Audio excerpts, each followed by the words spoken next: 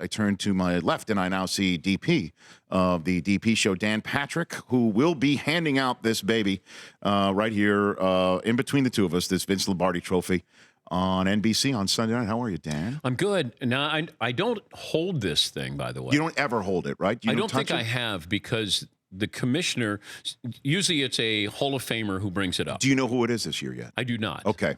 And I'll go through the ceremony on Friday, rehearsal on Friday for this. But even then, I may not know who is bringing the trophy up. And they go through, the players will be touching it. I love that ceremony. It's my so favorite great. part of that post-game ceremony. And then the commissioner is there. The Hall of Famer gives the commissioner the trophy. Yes. He holds it, and then he hands it to the owner. I just sort of moderate. Well, and what you do as well is you don't relinquish the microphone, right? Can't. I mean, how hard of a grip do you have on that microphone? Well, Dan? you normally have, you don't want to show, it's like a golf grip, you know? Right. You just want to make sure that you're holding the club. Do you interlock pinkies? Sometimes I'll do a Varden grip on it. But you want to make sure that I have to judge you right away. Yeah. When the owner grabs that microphone or puts his hand on the microphone, it's a tug of now war. I have to know, is he pulling it away, or is he just holding it there maybe because out of comfort or nervous or not sure what to do with his hands? Once you sense that there's a little bit of inertia, like there's something going on here, that's when you have to make sure I have to send a message. It is.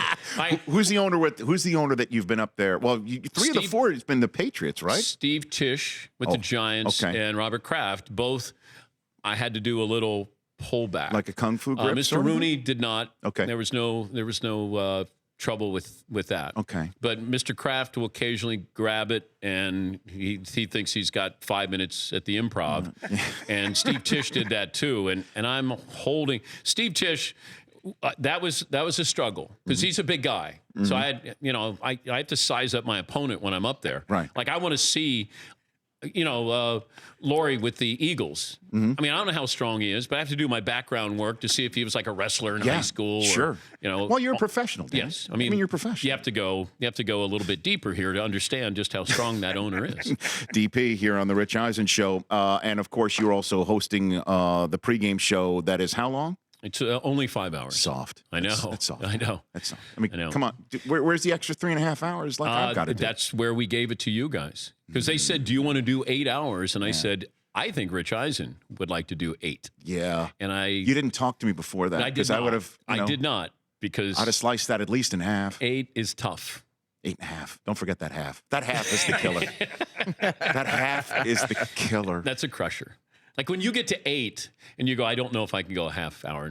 I know. I just can't. It's that last. Like I'm half exhausted. Hour.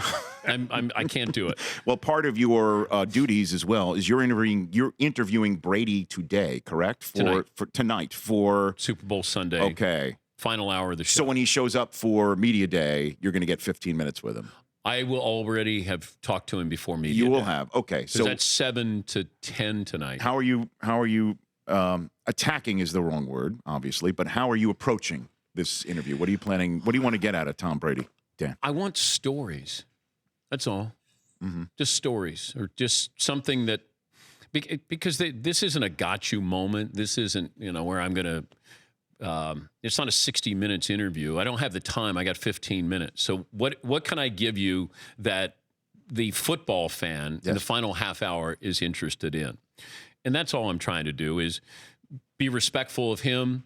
Hopefully he can play a little bit. He's friendly and wants to tell you some things. Well, he knows you. I mean, he knows your work as well. He knows you're not going to go in and call his kid a pissant, and you're not going to go in there and bring up. Well, I mean, you are going to, at some point, are you going to bring up his future with New England? I mean, that to me is still lingers. That is still an open-ended question. But I don't know if he knows. That's the problem. Well, the by all accounts, he, Belichick, and Kraft are going to have a sit down. They are going to sit in the room together and hash out whatever in the heck is going on there. But I thought this year was going to be his last year. I thought this was the scenario. They keep Garoppolo, Brady wins the Super Bowl, and then there's an amicable parting. Yes. I don't think Giselle went on the CBS morning show and said by accident that Tom has had concussions. I think it felt premeditated of, I want this out there. Because she's human. She wants him home. They got kids. He's 40. Let's enjoy our life. I thought that was the scenario. I thought Garoppolo was going to take over, and I thought Tom, win or lose, this was his final year. And now he seems emboldened to almost prove what I've been doing with my body and my health. Watch me do that in front of you. Instead of saying, hey, go out and do this, your results may vary. He's saying, watch me do this. Well, to me, in the same way that LeBron is sticking with his program, because what him winning helps set him up for whatever his next act is going to be as a producer or an actor or whatever he so chooses, that Brady's current act and next act is about his body and his health. Yes. And him continuing to do this and win a Super Bowl at his age. He's already the oldest to get here. He's the oldest to do pretty much everything that he's done this year. And to go back to back. And then that's the thing I think that will bind him, Kraft, and Belichick in the same room, as well as the contracts that Kraft has for both of them, is let's do this. Let's be the first to do it back to back to back. The greed is good strategy, I think, is working for all of them. And that's why I think Brady is not going anywhere when it all comes down to it. It's not that he lost a lot to get to this point. Because some athletes, when you start to lose it, then you have doubt because you can't go back to that. Or you have to learn how to play your position in whatever sport it is. That, like Roger Federer's had to develop his game differently now. He's not that athletic freak, 20 years ago. I think Brady is not that far removed of who he was in how he played in his athleticism when he started. Not to say you're not a great athlete. He's an intelligent athlete, and uses what he knows his weaknesses and his strengths. So it's not like he goes, boy, I've lost something. Now, maybe he's lost some arm strength, but what else did he lose? Is he sharper? Is his, mental tough, like those kind of things, he's better. I think he is. I think you know what he's the best at too? He's the best at throwing the ball in a spot that gains the flag more than anybody else. Yeah. Yeah, I'll put it in this spot, might not be caught, but it's definitely going to be some sort of interference or illegal contact or something. There's nothing like it. So you're going to open him up with what your first question is to break tonight? I have an idea. But since he'll be watching this show now, well, I mean, look, I don't want to give him a heads up. It's not like we're giving the questions to Hillary Clinton, before the debate. I can't do that with Tom. I'm curious his memories. What's he think of with Minneapolis or Minnesota? That's a good one. Where's mom? That's a nice opener. That's a nice opener. I am fascinated though of having lost my mom of trying. She's on the West Coast. He's on the East Coast. She's going through cancer, and he's still trying to head up this empire here that are the New England Patriots.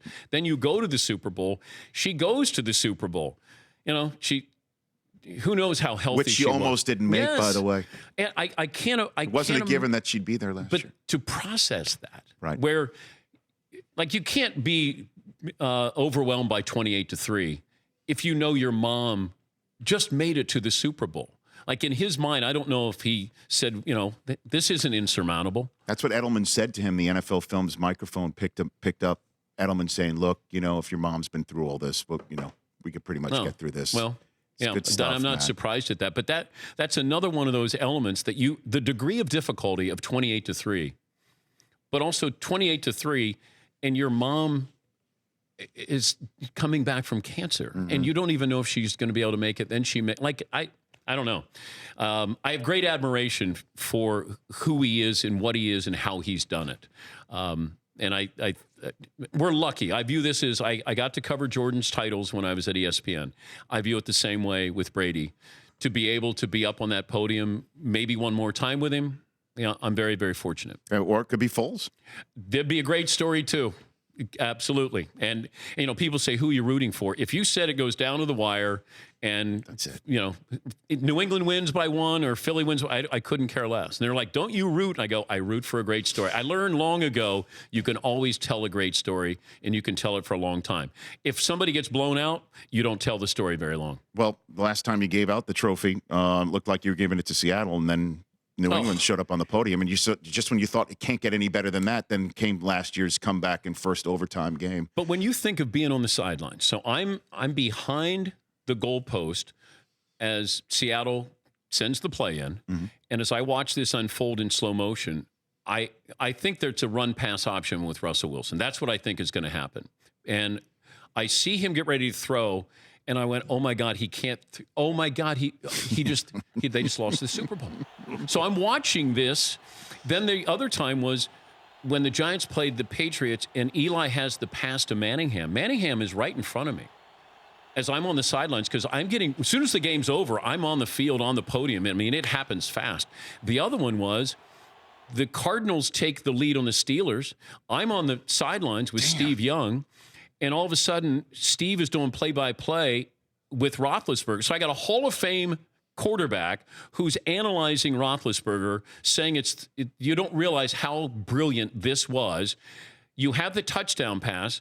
I go to the podium. I don't even know. Like, I'm thinking I got, Bidwell I got to interview, and Kurt Warner and Larry Fitzgerald. And next thing I know, I'm on the podium. I don't know who the MVP is of that Super Bowl with the Steelers and the Cardinals. I'm yelling down to anybody. People are all, who's the MVP? And nobody's talking to me. I got Roethlisberger here, who I think he thinks is the MVP. Oh, my. And I got the commissioner here. Joe Namath is getting ready to bring the trophy, and I have no idea who the MVP is. So I'm yelling, anybody, who's the MVP? Right. It's Antonio Holmes.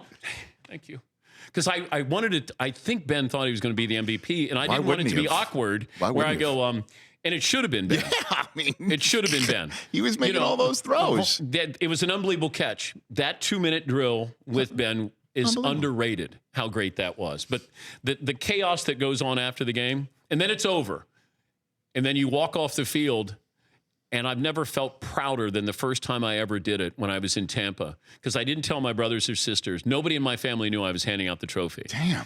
And I walked off, and I remember checking my phone, and my brothers and sisters were like, awesome. Awesome. DP, I look forward to seeing it again this week, man. Thanks for stopping by. Thanks. Good luck, guys. You got it. Thank you. Thanks, That's Dan. Dan Patrick. In 60 seconds, we are back with his compadre from Football Night in America, Rodney Harrison, when we come back in 60 seconds. The Rich Eisen Show, weekdays at noon Eastern on Audience.